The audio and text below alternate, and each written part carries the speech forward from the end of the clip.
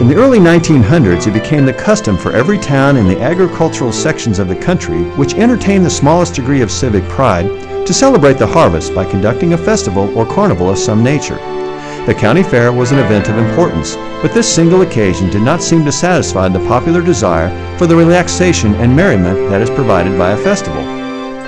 El Dorado, Kansas successfully held a carnival providing ample entertainment and educational features from 1911 until 1929, with the express purpose of paying tribute to a single crop, Kafir corn. The United States Department of Agriculture introduced Kafir corn from Africa into the U.S. in 1876. Being a quick grower, it matured with minimum rainfall more assuredly than any other similarly valuable grain crop, thus giving farmers a more dependable, profitable crop. It was used to manufacture stock feed for hogs, cattle, and poultry. Flour mills used white Kafir to make cornmeal. Another use was producing sorghum sugar. Kafir produced better than corn in dry years and on the thinner soiled upland fields. In 1910, Butler County farmers planted 139,924 acres to corn. It brought them $6.60 per acre. They also raised 58,789 acres of Kafir corn. It returned $13 per acre. If the corn land had been planted to Kafir corn, they would have been richer by some $750,000. Citizens in El Dorado suggested that a public celebration was in order to show appreciation of what Kafir had economically meant to Butler County. The Kafir Corn Carnival was the result. 3 days of celebration were planned for the first Kafir Corn Carnival, October 18th through the 20th, 1911. It was decided to invite each township in the county to decorate booths using only the natural colors and Kafir stalks, heads, or kernels in the work. These booths, placed on Central Avenue, would become Kafirville. The Kafirville Triumphal Arch, which stretched across the street, was decorated also with Kafir seeds, stalks, and leaves. It promised that once you walked through, not only were you inside Kafirville, but you were in another world. Elaborate parades were planned for each of the 3 days. Prizes were offered for the best decorated booths as well as for the best parade floats. Prizes were also offered for the best exhibits of cookery in which Kafir meal or flour were used. Additional prizes were awarded for exceptional exhibits of Kafir and Milo grown in the county. The Kafir Corn Queen reigned over the carnival, rode on the royal float in all 3 parades, attended the royal coronation ball, was entertained by El Dorado families, and received a variety of prizes.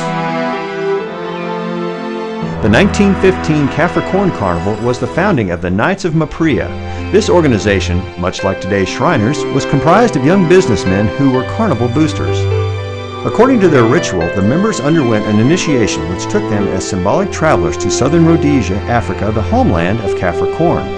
These knights took a secret oath to be faithful to the interest of Maprea, to promote its cultivation and improvement, to support other brothers, and to maintain the secrets and mysteries of the Great Council. Each knight wore an orange fez with a black tassel and carried a cane. Thinking men attended the Butler County's first Kafir Corn Carnival in 1911.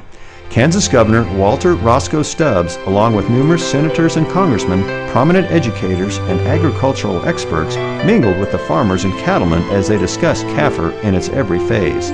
They realized that it was more than a mere period of festivity.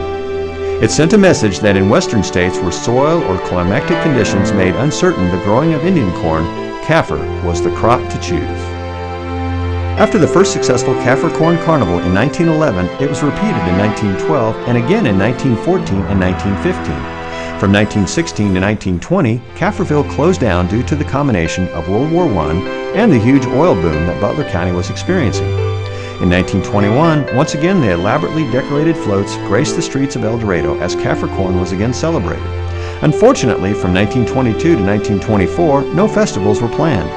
It was 1925 when the Kafir Corn Carnival was once again revived on a much larger scale and was successful again in 1926, 1927, and one last time in 1929. The 1926 Kafir Corn Carnival reflected a new focus on more contests, more Kafirville booths, and more prizes. An afternoon oil parade was added, and the rising interest in cowboys was evident in the listing of a mounted cowboy class premium for the first time.